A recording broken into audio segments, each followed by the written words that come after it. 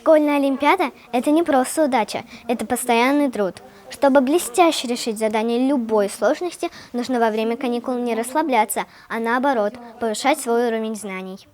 В Центре развития талантов «Аврора» стартовал летний лагерь «Аврора. Лето».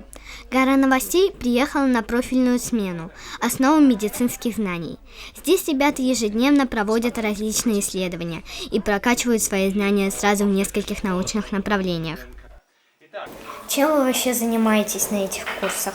Сегодня мы брали ДНК из банана. А вообще мы работаем там, мы изучаем тело человека, делаем разные повязки. Вот первая повязка у нас была чепчик.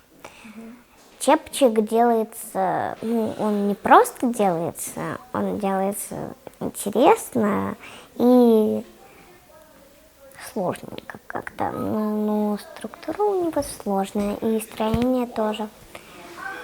Там узлы надо уметь завязывать хорошо, отрезать бинт, отрезать такой вот от толщины. Это не просто, как банан вот так вот отрезать ножницами. Как это пригодится в будущем? Например, вот я хочу стать доктором или медиком.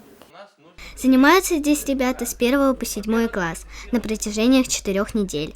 Вроде занятия каждый день, и на школьную учебу совсем не похоже. Кстати, преподают молодым ученым, лучшие студенты республиканских вузов. Хоть у ребят в рюкзаке всегда наготове тетрадь и ручка, это совсем не похоже на уроки в школе. Как попасть на эти курсы? Мы узнали через Инстаграм. Тут очень интересно объясняют основы медицины вообще. Мы учились делать перевязки, первую помощь оказывать людям. И это очень может пригодиться, чтобы поступить в медицинский университет либо колледж.